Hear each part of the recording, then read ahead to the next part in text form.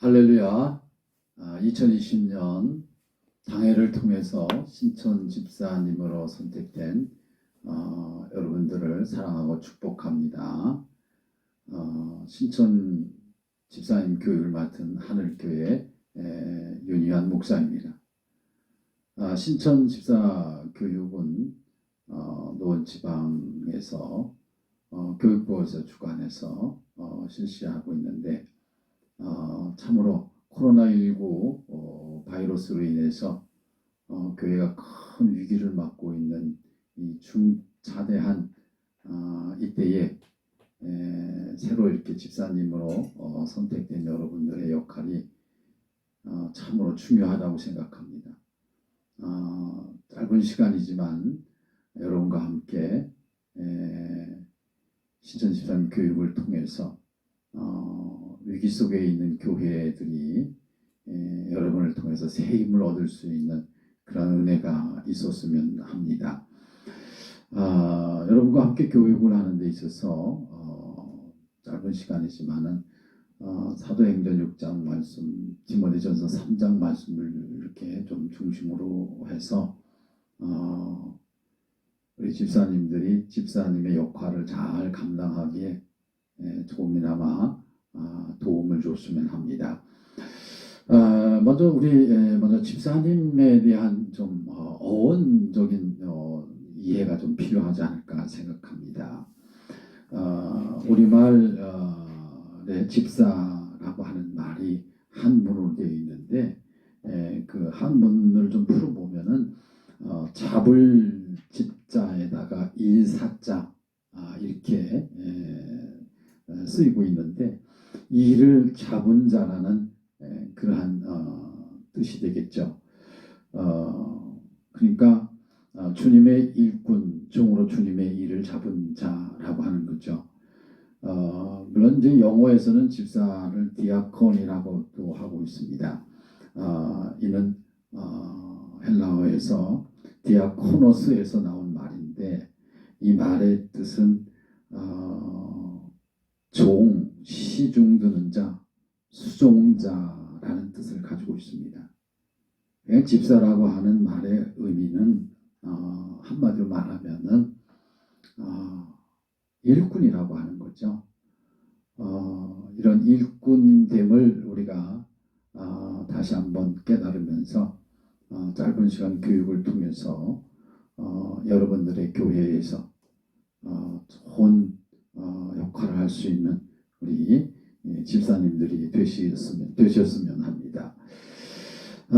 이 집사님을 선택한 그 동기를 좀 살펴볼 것 같으면은 사도행전 6장 말씀 속에서 보면 초대교회가 굉장히 빠른 속도로 부흥을 하게 되어집니다.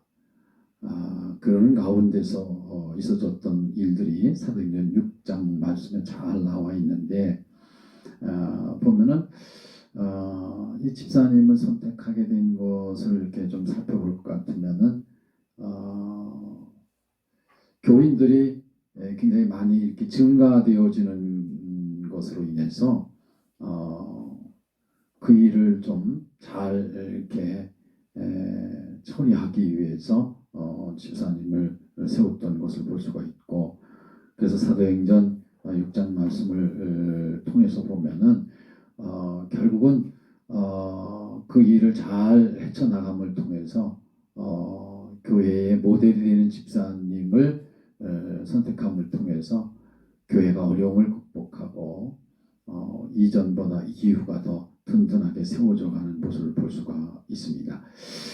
그런 것처럼 이제 우리가 코로나19 시대를 지금 겪고 있는데 우리 새롭게 신천 집사가 된 여러분들이 교회를 잘 이해하고 그래서 교회에서 선택된 것에 대한 자긍심과 더불어서 긍지를 가지시고 하나님 앞에 충성된 종이 되어질 수 있기를 바랍니다.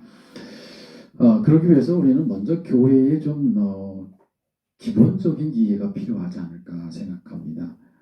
보통 이제 교회의 네 가지 기능을 좀 먼저 우리가 이해할 필요가 있는데 교회의 가장 중요한 기능은 예배입니다. 하나님께서는 지금도 예배하는 자를 찾으시고 계시지요. 코로나19로 인해서 교회가 대면 예배가 아닌 비대면 예배가 일상화되어져 있는 이때에 우리가 이 예배에 대한 교회의 기능을 잃어버리면 교회는 그냥 무너집니다. 그렇기 때문에 우리가 하나님 앞에서 집사님들은 교회의 가장 중요한 기능 중에 하나는 하나인 예배를 어떻게 해서든지 하나님께 영광이 되어지는 그런 예배가 될 수 있도록 집사님의 역할을 잘 감당해야 된다라는 생각을 갖게 되어집니다. 물론 지금 이제 예배를 통해서 우리가 하나님의 은혜를 나누게 되어지는데 그 예배 속에는 찬양이 있고 말씀 선포가 있고 기도가 있고 성례가 있고 헌금 등이 있습니다. 이런 역할들을 우리가 잘 이해하고 예배의 소중함을 깨닫고 교회마다 예배가 예배되어질 수 있고 살아날 수 있는 그 일을 잘 우리가 이해하고 감당해야 될 줄로 믿습니다. 또한 교회의 중요한 기능 중에 하나는 전도입니다. 교회는 단순히 믿는 사람들만 모이는 곳이 아니고 흩어져서 믿지 않는 사람들에게 복음을 전하는 그런 역할이 있다고 하는 사실입니다. 그래서 교회를 믿지 않는 사람들을 교회로 불러내서 하나님의 죄의 용서와 의롭게 됨을 얻게 하는 것이 교회가 할 일들입니다. 이걸 이제 전도라고 얘기를 하죠. 그러나 이 시대는 전도할 수 없는 시대입니다. 나가서 예수 천당을 외칠 수 없는 이 안타까운 현실 속에서 우리 집사님들이 생활을 통한 생활전도 이런 방법을 우리가 새롭게 찾아가면서 이 교회의 전도의 역할을 잘 감당하는 것이 또한 우리 집사님들이 해야 할 중요한 일이라고 생각합니다. 교회의 세 번째 기능은 친교입니다. 코이노니아라는 말을 하고 있죠.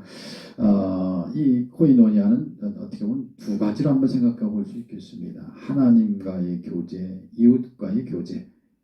십자가를 생각해 보면 아주 쉽게 이해가 되어집니다. 바로 집사님들은 이 하나님과의 교제, 이웃과의 교제에 있어서 아주 중요한 역할을 이제 감당해야 됩니다. 그래서 우리 성도들이 이 십자가의 의미를 깨달으면서 하나님과의 교제, 또 성도들과의 교제, 이 일에 게을리함이 없는 그러한 우리 성도들, 집사님들이 되셨으면 합니다. 교회의 또한 네 번째 기능은 봉사의 기능이 있습니다. 하나님 나라를 이 땅에서 확장하기 위한 수단으로서 봉사라고 하는 것이 꼭 필요한데 이 땅에는 항상 소외된 자가 있고 어려움을 당하는 자들이 있습니다. 이들을 잘 섬기는 역할이 바로 교회라고 하는 것이죠. 그래서 이 교회의 네 가지 기능들을 우리가 잘 이해해서 우리 집사님들이 교회마다 중요한 역할을 감당할 수 있기를 소망해 봅니다. 또 두 번째로 우리가 좀 크게 생각해 볼 수 있는 것은 집사님의 선택을 어떻게 하느냐라고 하는 거죠. 이걸 좀 두 가지로 좀 나눠 보겠습니다. 먼저 교리적인 차원에서 집사님들을 어떻게 선택하느냐라고 하는 거. 교리 장정에 보면은 집사님의 그 선택의 자격을 어떻게 교리 장정에 얘기하고 있냐면은 제 13조 집사의 자격에서 세 가지를 얘기하고 있는데 첫 번째는 감리회에서 입교인이 된 후 2년 이상 경과되고 70세 미만인 자. 여기 입교인이라고 하는 얘기를 하고 있는데 만 18세 이상 된 세례 교인을 말합니다.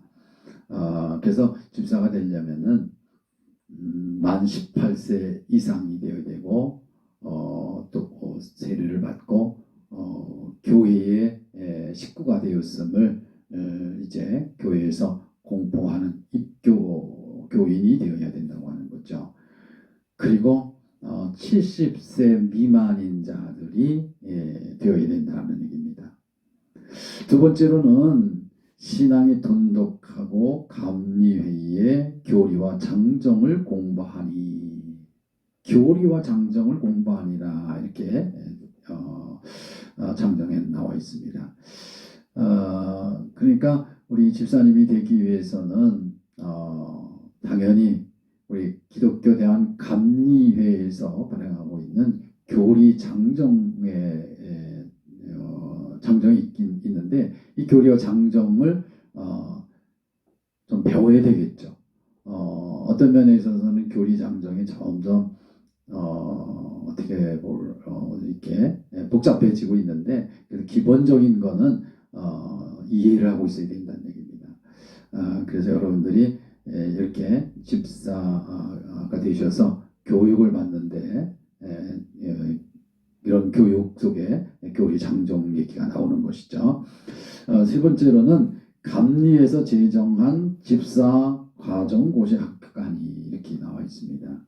아마 보통 교회에서는 이렇게 교육으로 대신해서 과정을 마치는 걸로 이렇게 하고 있지 않나 싶습니다.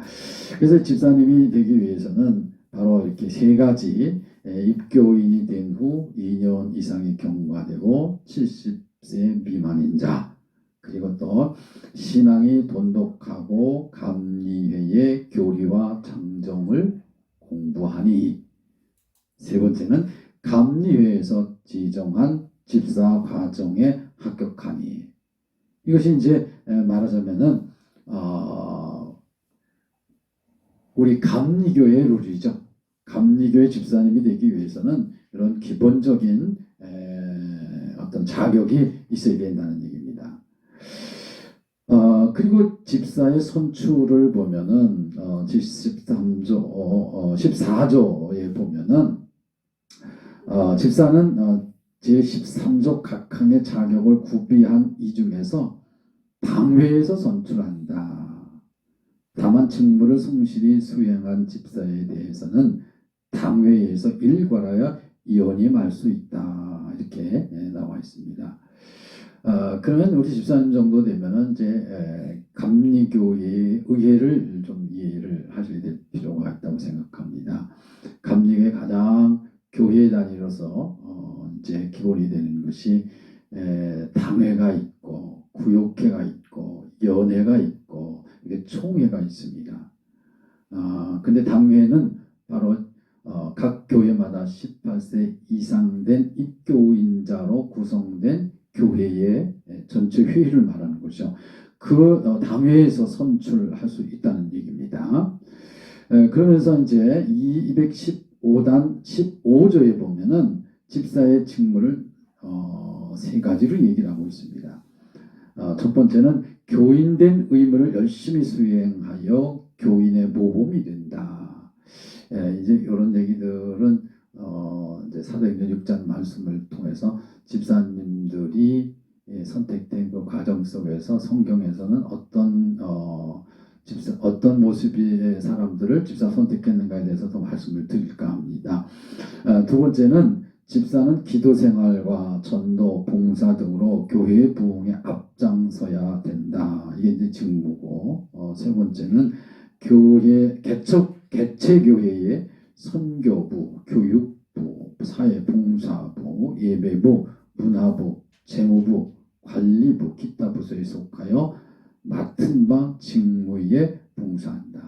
그러니까 집사 이름만 걸어놓은 것이 아니라 교회에서 조직한 각 부서에 참여하여 각 부서에 적극적으로 협력해야 된다라고 얘기를 하고 있습니다. 이제 이런 내용들이 이제 교회에서 중요한 집사님들의 선택과 직무에 대한 얘기라고 한다면은 그다음에 성경에서 말하는 집사님의 선택의 기준은 무엇일까라고 하는 것이죠. 사도행전 6장 말씀을 좀 제가 여러분과 함께 펴놓고 우리 집사님들이 어떤 모습이어야 되는 것인가를 한번 살펴봤으면 합니다. 사도행전 6장 말씀에 보면은 아까 처음에 서두에서 얘기했던 것처럼 초대교회가 한참 부흥이 되다가 교회 내분이 일어납니다. 구제 문제로 인해서 사도행전 6장 1절 말씀에 보면은 그때의 제자가 더 많아졌는데 헬라파 유대인들이 자기의 과부들이 매일에 구제에 빠짐으로 히브리파 사람을 원망하니 교회에 원망이 쌓이게 되는 겁니다. 구제하는 일로 인해서 사람이 많아지니까 구제하는 일로 인해서 또는 히브리파와 또 헬라파 사람들이 서로 자기 파의 사람들에게 더 많은 혜택이 주어져야 된다는 생각 때문에 그 일로 인해서 원망거리가 생겼다고 하는 얘기입니다. 그러다 보니까 교회에 위기가 왔죠. 그래서 이 문제를 해결하기 위해서 바로 사도행전 6장 2절 말씀에 보면 12사도가 모든 제자를 불러 이르되 우리가 하나님 말을 제쳐놓고 좁대를 일삼는 것이 마땅하지 아니하니 이제 제자들이 깨달은 거죠. 이건 뭔 문제가 있다. 이 문제를 잘 극복하기 위해서는 어떻게 해야 될까라고 기도하면서 답을 얻었는데 바로 이제 그 답이 3절 말씀 이하에 나와 있습니다. 2절 말씀에도 무슨 나와 있죠. 우리가 하나님의 말씀을 제쳐놓고 좁대를 일삼는 것이 마땅하지 아니하니 그러니까 역할 분담이 있어야 되겠다는 걸 깨닫는 거죠. 그러면서 3절 말씀에 형제들아 너희 가운데서 성령과 지혜가 충만하여 칭찬받는 사람 7을 택하라. 우리가 이 일을 그들에게 맡기고 그랬습니다. 여기서부터 이제 집사님들을 선택하는 기준을 조금 전에는 교리장정을 가지고 얘기를 했습니다만은 교리장정보다 더 중요한 거 사도행전 6장 3절 말씀을 보니까 그렇게 성경 말씀 얘기하고 있습니다. 세 가지로 요약할 수가 있습니다. 첫 번째는 성령의 사람이어야 되겠다. 두 번째는 지혜로운 사람이었으면 좋겠다. 세 번째는 칭찬받는 사람이었으면 좋겠다. 세 가지 기준입니다. 저는 우리 2020년 각 교회에서 당회에서 선출된 여러분이 바로 이 기준에 맞는 그런 집사님이 되셨으면 하는 바람입니다. 좀 이걸 우리 구체적으로 좀 잘 꼭 내 것으로 삼아야 되는 것이고 뿐만 아니라 이런 역할을 이런 중요한 기준에 내가 부족함이 없도록 최선을 다해야 됩니다. 그러기 위해서 우리가 꼭 필요한 게 뭐냐면은 세 가지 기준을 좀 더 말씀을 드리면은 첫 번째가 성령의 사람이 되는 겁니다. 성령 충만한 사람이 되어지는 겁니다. 왜 초대교회에서 이렇게 일꾼을 뽑으면서 집사님의 그런 어떤 선택을 하면서 학벌도 따지지 않고 또 세상적인 명예 이런 걸 따지지 않고 성령을 강조했느냐라고 하는 걸 우리 깨달아야 됩니다. 하나님의 교회가 바로 성령 공동체이기 때문입니다. 사도행전 1장 말씀 속에서 예수님 너희는 예루살렘을 떠나지 말고 내가 주기로 약속한 성령을 기다려라. 그 말씀을 제자들이 믿고 기도하는 가운데 성령을 받고 그래서 시작된 것이 초대교회입니다. 그래서 성령을 이해하지 못하면 교회의 좋은 일꾼이 될 수가 없다고 하는 사실입니다. 그렇기 때문에 우리 이제 2020년 당에서 집사님으로 선택된 여러분들은 무엇보다 마음에 깊이 새겨야 될 것을 저는 성령의 사람이 됐으면 좋겠다라는 생각을 가져봅니다. 그래서 성령의 사람이 되어야 훌륭한 집사님, 좋은 집사님이 될 수 있다라는 생각을 가져봅니다. 특별히 사도행전을 읽어보면은 사도행전 속에서도 교회가 항상 승승장구만한 게 아닙니다. 때로는 세상 사람으로부터 위협을 받기도 하고 여러 가지 어려운 일들을 만납니다. 근데 그 어려운 일을 만나서 극복하는데 가장 중요한 키가 되었던 모습이 뭐냐? 성령의 사람입니다. 성령 충만할 땐 어떤 어려움도 다 이겨 나가게끔 되어 있습니다. 특별히 우리가 이 코로나19 바이러스로 인해서 교회마다 대면 예배가 되지 않고 비대면 예배가 돼서 참 교회가 어려움을 겪고 있는데, 이럴 때일수록 우리가 초대교회에서 집사님의 선택 기준으로 성령 충만 받은 자를 선택했던 것처럼 우리 집사님들이 다 성령 충만하면은 이 비대면 예배 속에서도 하나님이 놀라운 축복을 주실 줄로 믿습니다. 이 비대면 예배를 드리면서 깨닫는 게 이제 예배에 있어서 가장 어려움이 있는데, 그래도 우리가 대면 예배를 통해서 또 은혜를 받고 그렇잖아요. 근데 지금 현재 어떻든 우리가 대면 예배가 아닌 비대면 예배로 우리가 교회가 지금 이 코로나 위기 시대를 지나고 있습니다.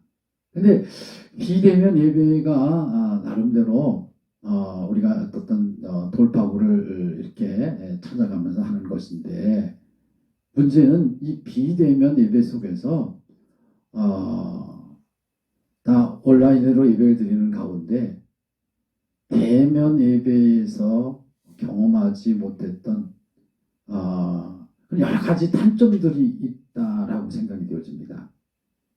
근데 성령 충만을 받게 되어지면은 저는 오히려 이런 비대면 예배가 가정 복음화를 이루고 또 다른 선교의 장이 되어지리라 생각이 되어집니다. 성전을 사모하여 성전에 나와 예배를 드리지 못하지만은 성전에 나와 예배 드리는 것보다 더 간절함으로 예배자의 모습을 갖추어 나갈 때 그곳에서 비대면 예배를 통하여 그동안 함께하지 못했던 가족들이나 이웃들에게 더 진한 하나님의 사랑과 은혜를 전할 수 있는 기회다, 이렇게 생각이 되어집니다. 근데 그 역할을 하기 위해서 우리가 꼭 필요한 게 성령의 사람이라는 거죠.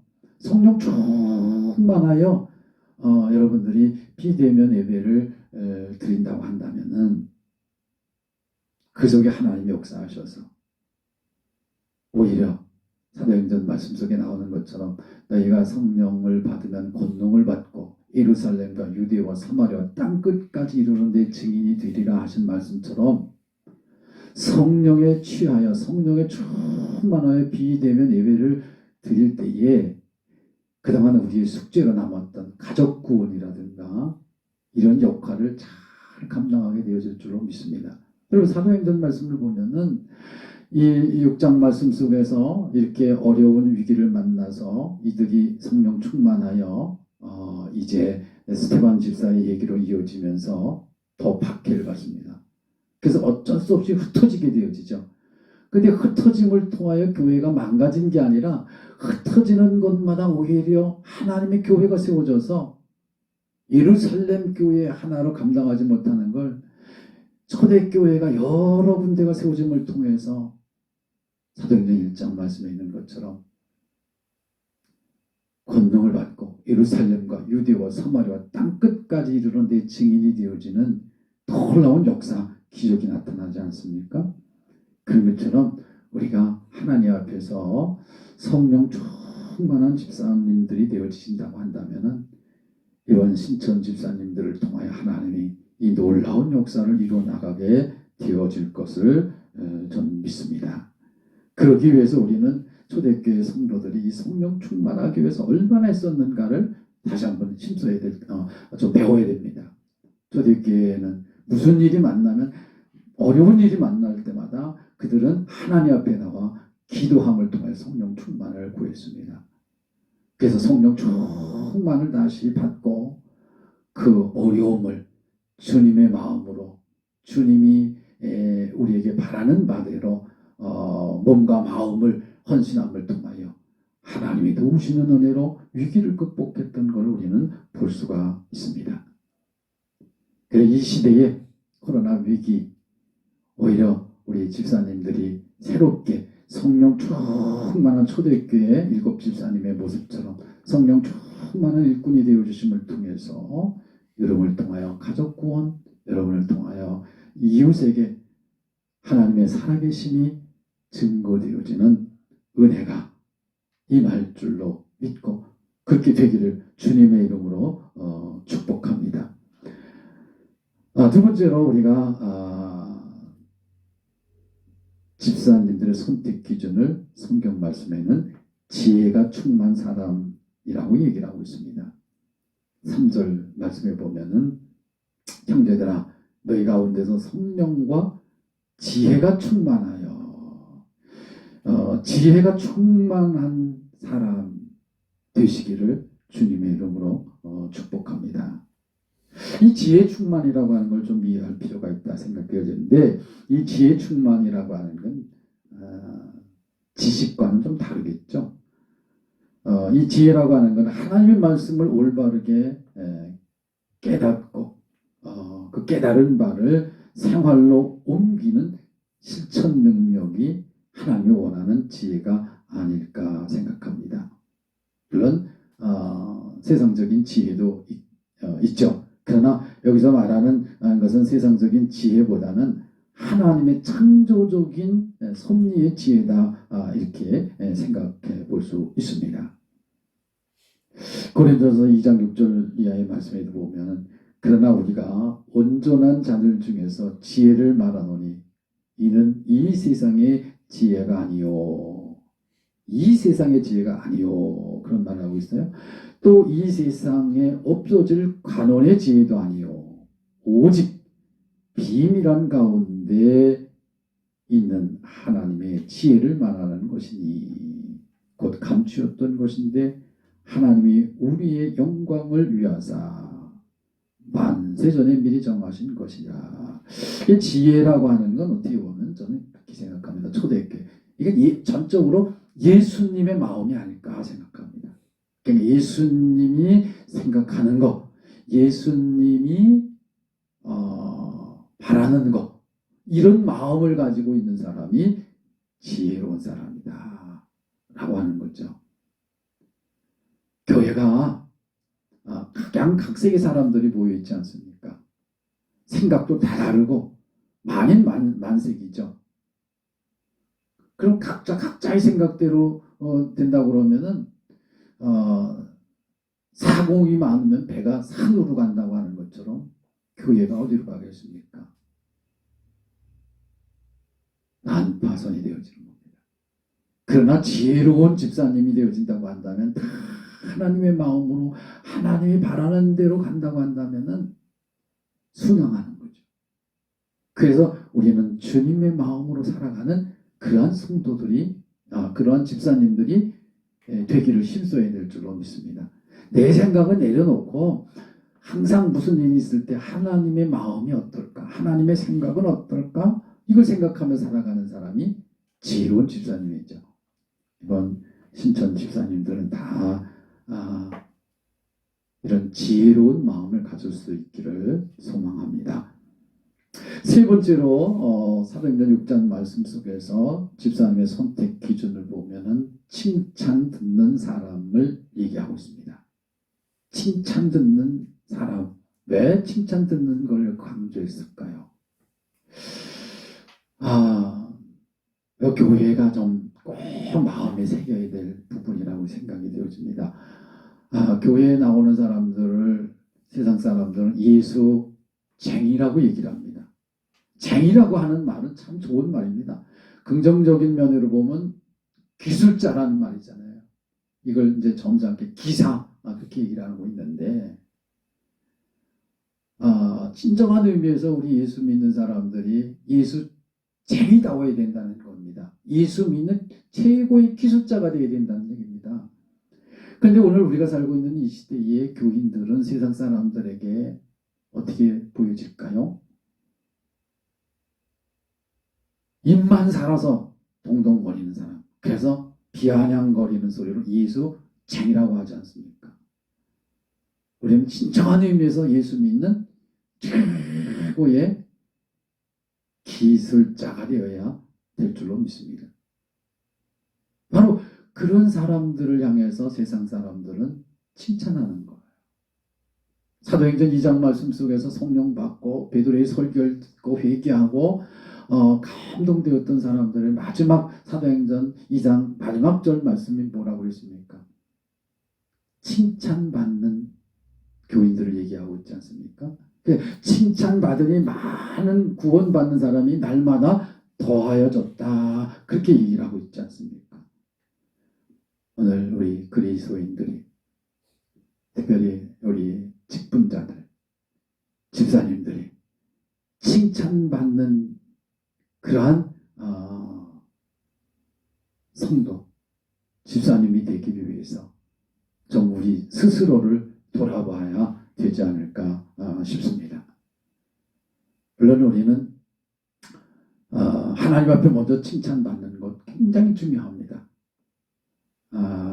교회 생활 속에서 열심히 모여주고 열심히 우리가 최선을 다해서 예배 참석하고 열심히 주님을 위해서 일하는 것도 중요하지만은 또한 우리가 놓쳐서는 안 되는 건 뭐냐? 믿지 않는 사람들에게 선한 영향력을 보여주는 겁니다. 칭찬받는 교인이 이 시대에는 꼭 필요하다는 얘기입니다. 물론 우리가 성령의 사람이 되고 주님의 마음으로 살아가면은 당연히 세상 사람들로부터 칭찬받겠죠. 그러나 우리 스스로가 깊이 마음으로 다짐하지 않으면은 내 육적인 감각에 의해서 내가 움직여지게끔 되어 있습니다.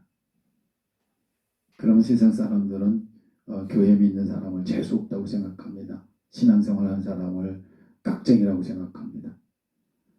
우리 신천 집사님으로 선택된 분들 2021년 이제 새해부터 아니 지금부터 칭찬 받는 일에 좀 노력해야 되겠다라는 생각을 갖습니다. 그 칭찬이 교회를 살립니다. 칭찬받는 일이 교회가 교회에 되어지게 합니다.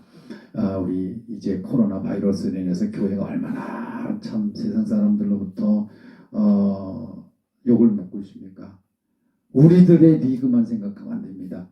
우리 하나님은 우리들로 하여금 세상 사람들도 구원해야 될 사명을 주셨습니다.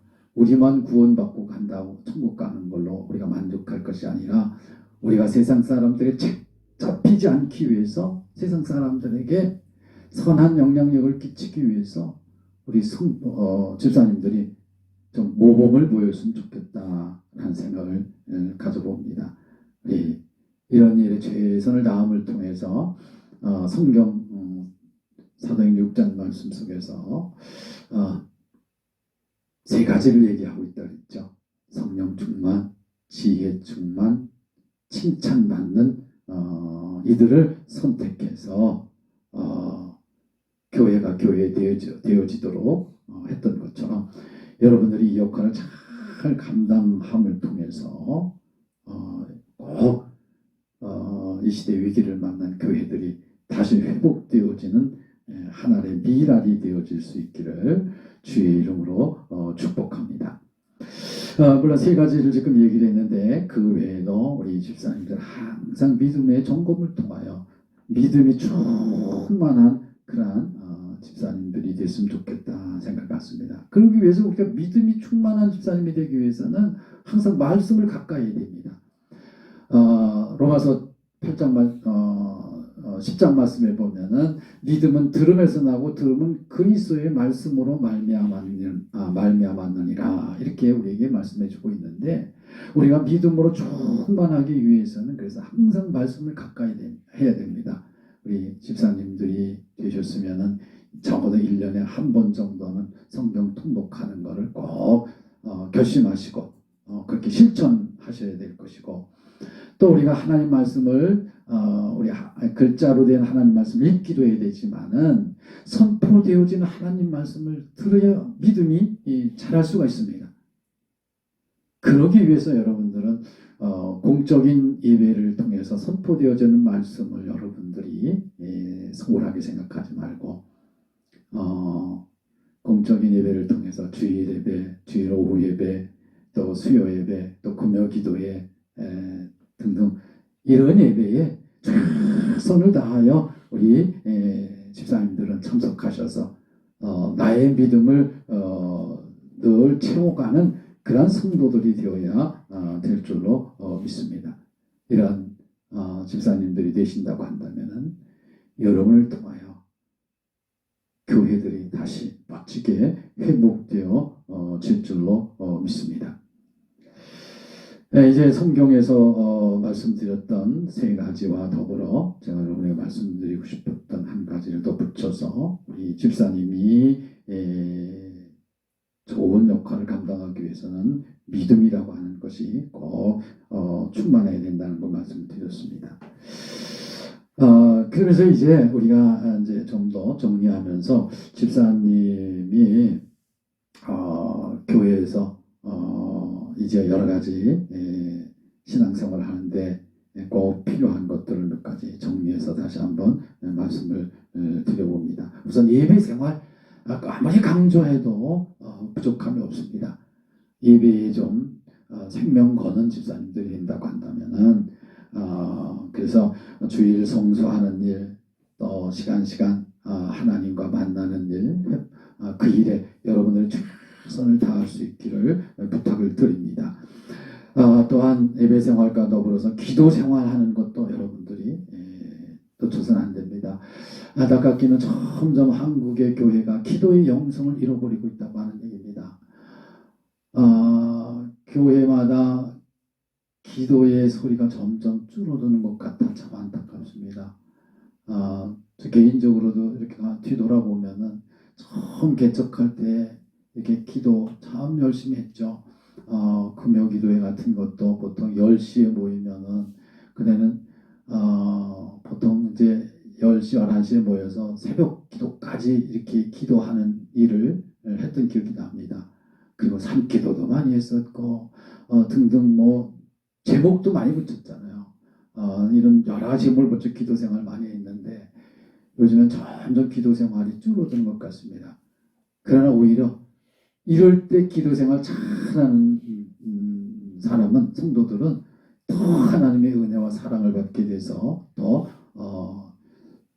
하나님의 사랑 속에서 복된 집사님들이 될 줄로 믿습니다. 그래서 기도 생활 하는 데다 앞장서시고, 또한 헌금 생활도 여러분들이 열심히 해주셔야 됩니다.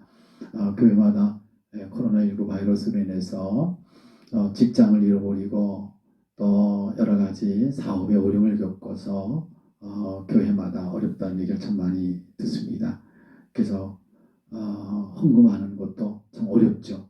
그러나 이럴 때일수록 우리가 최선을 다한 헌금 생활도 하나님 앞에 우리가 보여드려야 될 우리 신앙의 고백이라고 생각합니다.